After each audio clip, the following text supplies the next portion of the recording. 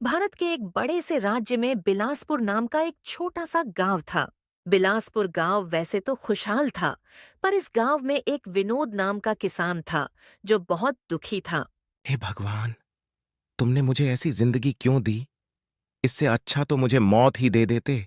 ये रोज रोज घुट घुट के मरने से मैं तंग आ गया हूं। मुझे एक ही बार मार दो भगवान। कम से कम मैं अपनी इस जिंदगी से आजाद तो हो जाऊंगा। विनोद अपनी गरीबी से परेशान नहीं था, बल्कि वो अपनी जालिम पत्नी से परेशान था। ऐ जी, सुनते हो? जरा यहाँ आओ। अब क्या नई आफत आन पड़ी? क्यों चिल्ला रही हो इतना? तुम यहाँ आ रहे हो या मैं वहाँ आऊं? नहीं नहीं, रुको तुम। मैं वहां आता हूं। क्या हुआ? तुम तो शांति से पूजा तक नहीं करने देती हो। बोलो, क्या बात है? ऐ जी, एक बात बताओ, तुम किसकी पूजा कर रहे थे? दिखाई नहीं देता क्या तुम्हें? मैं श्री राम और माता सीता की पूजा कर रहा था। वही तो दिखाई देता है, पर तुम प्रभु राम और सीता माता के सच्चे भक्त नहीं हो।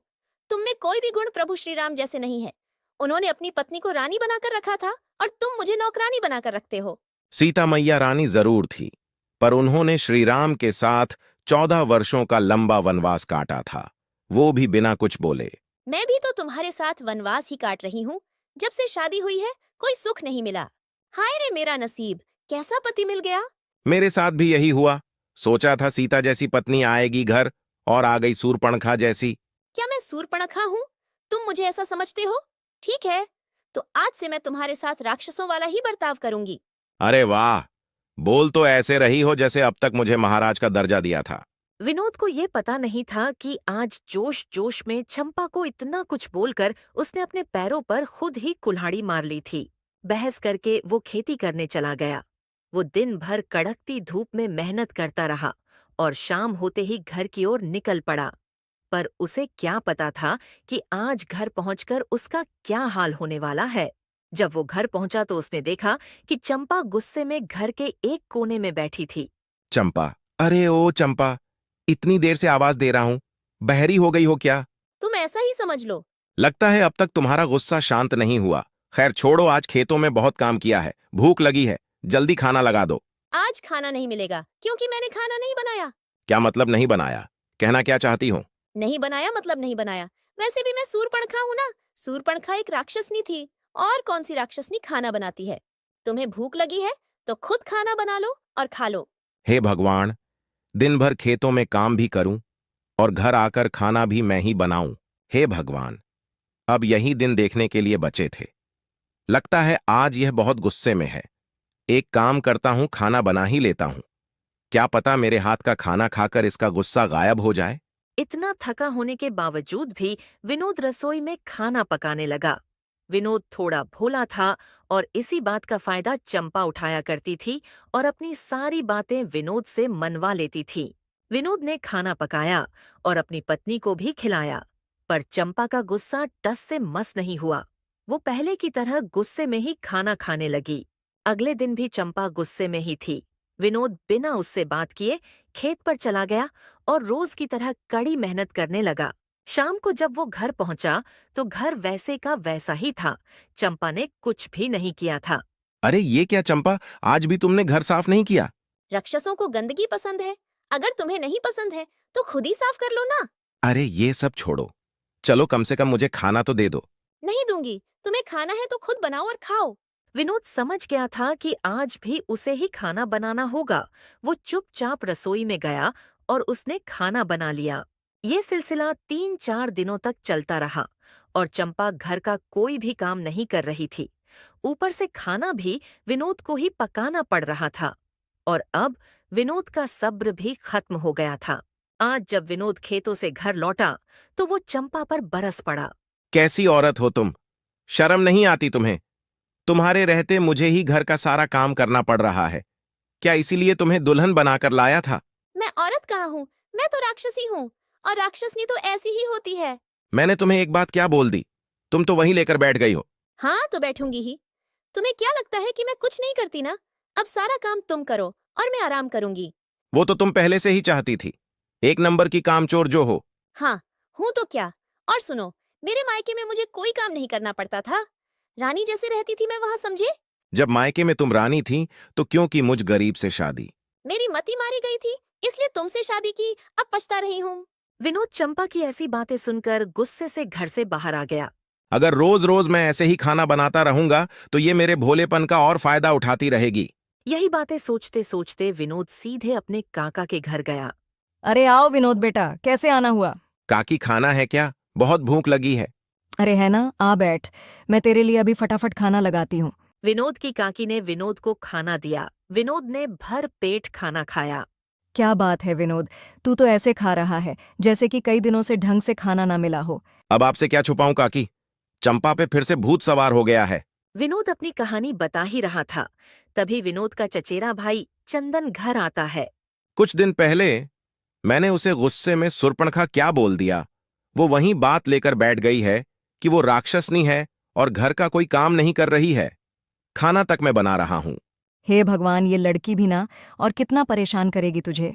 और आप तो जानती ही हो काकी, मैं कितना अच्छा खाना बनाता हूं। कभी मसाला ज्यादा तो कभी नमक। कई दिनों से अच्छा खाना नहीं मिला। तो तू उससे माफी मांग ले बेटा, इसी में तेरी भलाई है। ये क्या बात हुई? हर बार विनोद ही क्यों माफी मांगे?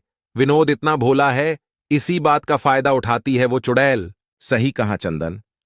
काकी, इस बार मैंने ठान लिया है, चाहे वो अपने मायके ही क्यों न चली जाए, मैं माफी नहीं मांगूंगा। काकी, अगर चंपा को ऐसा लगता है कि वो मेरे बगैर भी सुखी जिंदगी बिता सकती है तो मैं तो चाहूंगा कि वो अपने मायके ही चले जाए। भैया, आपका ये हाल देखकर मुझे इस बात की खुशी है कि मैंने अब तक शादी नहीं की। चुप कर, एक तो वो दुखी है, ऊपर से तू उसका मजाक उड़ा रहा है। अच्छा भैया, मेरे पास एक रास्ता है जिससे भाभी को आपकी अहमियत समझ में आ जाएगी और फिर वो कभी आपसे बात बात पर नहीं लड़ेगी। कैसा रास्ता है, जल्दी बता मेरे भाई। चंदन ने तुरंत विनोद को अपना आइडिया बताया। चंदन, तुझे क्या लगता है तेरा ये आइडिया काम करेगा? आप मेरी बात मानो भैया, 100% मेरा ये आइडिया काम करेगा। चल ठीक है चंदन, तो तेरे इस आइडिया पर काम करते हैं। उस दिन विनोद घर नहीं लौटा और वो काका के घर के अंदर वाले कमरे में ही सो गया। काफी रात हो गई थी और यहाँ चंपा को विनोद की फिक्र होने लगी थी। अब तक कैसे नहीं आए? इतनी रात तक तो वो बाहर नहीं रहते। शायद खेत में ही सो गए होंगे। लगता है सुबह आएंगे। विनोद का इंतजार करते करते चंपा सो गई और सवेरे मुर्गे की बांग सुनकर उठी। अभी तक घर नहीं आए। चलो मैं ही खेत जाकर देखती हूँ कि वो कहाँ रह गए। चंपा खेत की तरफ निकल पड़ी, परंतु जब वो खेत पर पहुंची तो विनोद उसे वहां भी नहीं मिला। चंपा परेशान हो जाती है और आसपास काम कर रहे गांव वालों से पूछने लगती है, परंतु किसी से भी उसे विनोद की खबर नहीं मिली। पता नहीं कहाँ चले गए ये। अब मुझे चिंता होने लगी है। तभी खेत के पास उसे गांव के मुखिया मिलते हैं। मुखिया चाचा, क्या आपने मेरे इनको देखा है? नहीं चंपा बेटा, मैंने तो उसे 2-3 दिनों से नहीं देखा है। अच्छा ठीक है चाचा, मुझे लगता है कि वो काकी के यहाँ गए होंगे। चंपा तुरंत काका काकी के घर गई। काकी, वो यहाँ आए थे क्या आपके यहाँ? नहीं बेटा, क्यों, क्या हुआ है? काकी, कल से वो घर नहीं आए हैं। पता नहीं कहाँ चले गए हैं। भाभी, कल मैंने भैया को नदी के पास देखा था, शायद अब तक वहीं हो। क्या कहा? नदी के पास? मैं अभी जाकर देखती हूँ। चंपा वहां पहुंची तो विनोद वहीं था और वो नदी में कूदने ही वाला था। अरे रुको, ऐसा मत कीजिए, रुक जाओ। अरे रुक जाओ जी, ऐसा मत कीजिए, आपको मेरी कसम। बोलो, क्या हुआ? क्यों आई हो तुम यहाँ? चैन से कोई तो काम करने दो मुझे। मुझे पता है, आप मेरी हरकतों से परेशान होकर नदी में कूदने जा रहे थे। बेवकूफ चंपा नहीं जानती थी कि विनोद नदी के पास रहने वाले बाबा से मिलने आया था, जो उसको चंपा की रोज रोज की झगड़ा करने वाले आदत से बचा सके। पर विनोद ने सोचा कि क्यों ना इस अवसर का फायदा उठाया जाए। तो मैं क्या करूं? परेशान हो गया हूं इन रोज रोज के झगड़ों से। मुझे कुछ नहीं समझा तो मैं यहाँ चला आया। चंपा को कुछ समझ नहीं आया कि वो क्या करे, तो वो तुरंत विनोद से माफी मांगने लगी। मुझे माफ कर दीजिए, मैं आपको आज से कभी परेशान नहीं करूंगी और आज से घर के सारे काम भी मैं ही करूंगी। विनोद ने मौके का फायदा उठाया और अपने मन की ओर भी इच्छाएं चंपा को बोल दी। वो सब तो ठीक है, पर मुझे जो तुम्हारी सबसे ज्यादा चुभने वाली आदत है, वो तुम्हारी हर बात पर अपने मायके वाली बातें बीच बीच में लाने वाली आदत। बस मैं चाहता हूं कि आज के बाद तुम ये अपने मायके वाली बातें बंद कर दोगी। चंपा के पास विनोद की बातें मानने के अलावा और कोई रास्ता नहीं था। हाँ जी, पक्का आज के बाद मैं आपको अपने मायके वाली बातें सुनाकर ताने नहीं मारूंगी। बस आप मेरे साथ चलो। ठीक है, चलो, माफ करता हूं तुम्हें। और कर भी क्या सकता हूं, प्यार जो करता हूं तुमसे। फिर क्या था, चंपा और विनोद हंसी खुशी घर आ गए। चंपा पूरी तरह से बदल गई थी। वो घर के सारे काम करने लगी थी और विनोद के घर आने से पहले ही खाना बनाकर रखती थी। क्या बात है चंपा, तुम तो पूरी तरह से बदल गई हो। आजकल तुम घर को बहुत साफ रख रही हो और तुम्हारे हाथ के खाने का स्वाद भी बहुत अच्छा हो गया है। बस जी, और तारीफ मत कीजिए मेरी। आप खाना खाइए, वरना खाना ठंडा हो जाएगा। चंपा और विनोद अब बहुत खुश थे। चंपा में इतना बदलाव आ गया था कि वो अब विनोद को खाना देने उसके खेतों पर जाने लगी थी। ए जी, सुनते हो? हाथ पैर धोकर आकर खाना खा लूं? हाँ रुको चंपा, बस आ रहा हूँ। विनोद पेड़ों के नीचे बैठकर चंपा के साथ खाना खाने लगा। तभी वहां से विनोद का चचेरा भाई गुजर रहा था। उसने विनोद और चंपा को इतना खुश देखकर मन ही मन में सोचा, चलो, अच्छा है। लगता है नदी वाले बाबा के पास जाने का विनोद भैया को फायदा तो हुआ है। चंदन ने सोचा, चलो अब भैया दिख गए हैं तो भैया से बाबा के जादू के बारे में पूछ लेता हूँ। कुछ समय बाद विनोद का खाना खाकर हो गया और वो अपने खेत में काम करने लगा। तभी चंदन ने उसे आवाज लगाई, भैया, ओ विनोद भैया, जरा यहां तो आओ, बहुत जरूरी बात करनी है आपसे। हाँ चंदन मेरे भाई, बस वहीं रुक, मैं आ रहा हूँ तेरे पास। विनोद बहुत खुशी खुशी चंदन के पास जाता है ताकि उसको अपनी सारी कहानी बता सके। क्या बात है भैया, बहुत खुश नजर आ रहे हो। और ये मैंने क्या देखा, भाभी आपको खेतों पर खाना देने आई थीं। इतना बदलाव भाभी में कैसे आ गया? लगता है नदी वाले बाबा के पास जाने से बहुत फायदा हुआ है। मुझे भी बताओ, ऐसा क्या जादू किया है बाबा ने? अरे चंदन, एक बात बोलूंगा तो तू मानेगा ही नहीं। ऐसा क्या हुआ भैया जो मैं नहीं मानूंगा? चंदन, सच्ची सच्ची बोलूं तो मैं नदी वाले बाबा से मिल ही नहीं पाया। क्या आप नदी वाले बाबा से नहीं मिले? तो ये जादू कैसे हो गया? भाभी इतनी कैसे बदल गई? चंदन, जब मैं नदी से जुड़े झरने वाले पहाड़ पर बाबा का इंतजार कर रहा था, तभी अचानक से वहां चंपा आ गई और मुझे झरने के किनारे देखकर चंपा को लगा कि मैं उससे परेशान होकर झरने में कूदने जा रहा हूं। फिर क्या था, मैंने मौके पर चौंका मार दिया और उसे अपनी सारी गलतियां गिनवा ली। क्या बात है भैया, वाह क्या किस्मत बदली है आपकी। करने क्या गए थे और हो क्या गया? चल छोड़ना चंदन, जो भी हुआ जैसे भी हुआ, बस मेरी चंपा सुधर गई, मुझे और कुछ नहीं चाहिए। हाँ भैया, ये बात भी सही कहा आपने। जो भी हुआ अच्छा हुआ। चलो चलता हूं भैया, मिलते हैं बाद में। हाँ भाई ठीक है, और काकी को भी चंपा की सुधरने वाली बात बता देना, पर पूरी कहानी मत बता देना। इसी तरह कुछ दिन हंसी खुशी से बीत गए। चंपा और विनोद के बीच में बिल्कुल झगड़े नहीं हो रहे थे, परंतु चंपा ने फिर धीरे धीरे विनोद को बात बात पर ताने मारना शुरू कर दिया था। एक रात जब विनोद खेत से लेट आया तो चंपा ने बड़े तीखे आवाज में विनोद से कहा, आ गए आप? कहाँ से घूम के आ रहे हो? और इतनी देर कैसे हो गई आज तुमको? कुछ नहीं चंपा, बस आज खेत में थोड़ा ज्यादा काम था, इसलिए थोड़ा ज्यादा समय हो गया आने में। बहुत अच्छा तरीका है झूठ बोलने का। विनोद थका हुआ था, इसलिए वो चंपा की बातों पर ध्यान नहीं दे पाया। चंपा और विनोद ने उस रात खाना खाया और दोनों सो गए। धीरे धीरे फिर से चंपा के बात करने के तरीके में बदलाव आने लगा था और उसने अपना पुराना स्वरूप दिखाना शुरू कर दिया था। सुबह सुबह जब विनोद खेत की तरफ जा रहा था, तभी वो चंपा से कहता है, चंपा, ओ चंपा, मैं जा रहा हूं खेत पर काम करने, अपना ध्यान रखना। तभी बगल वाले कमरे से चंपा कहती है, हाँ, जाओ। तुमको क्या, खेतों पर काम करने के बहाने से रोज कहीं ना कहीं घूमने निकल जाते हो। विनोद को कुछ समझ नहीं आया कि चंपा क्या कह रही है। विनोद चुपचाप अपने खेतों पर चला गया। विनोद ने दिन भर मेहनत की, परंतु वो चंपा की बातों को भूल नहीं पा रहा था। मुझे चंपा की बातें कुछ समझ नहीं आई, आखिर वो कहना क्या चाहती थी। चलो कोई नहीं, आज चंपा के लिए कुछ अच्छा सा ले जाऊंगा ताकि उसके सारे गीले शिकवे दूर हो जाए। उस शाम विनोद चंपा के लिए तोहफा लेकर जाता है, परंतु जब वो घर पहुंचता है तो देखता है चंपा सो गई है। विनोद उसे आवाज लगाकर कहता है, चंपा, ओ मेरी चंपा रानी, सो गई क्या? देखो तो मैं तुम्हारे लिए क्या लाया हूं। चंपा ने विनोद की कोई बात नहीं सुनी और सोई की सोई रही। विनोद को कुछ समझ नहीं आ रहा था कि अचानक चंपा को क्या हो गया है। विनोद ने सोचा शायद चंपा की तबीयत खराब होगी, तो वो रसोई में खाना बनाने चला गया। परंतु जब वो रसोई घर में जाता है तो देखता है चंपा ने पहले से ही विनोद के लिए खाना निकाल के रख दिया था। क्या हो गया है चंपा को? किसकी नजर लग गई मेरी चंपा को? ये ऐसा बर्ताव क्यों करने लगी हैं? विनोद को दाल में कुछ काला लगा क्योंकि चंपा के बर्ताव में अचानक ही बदलाव आया था। विनोद मन ही मन सोचता है। चलो फिलहाल चंपा को सोने देता हूँ। सुबह खेत पर जाने से पहले चंपा से इस बारे में बात करूंगा।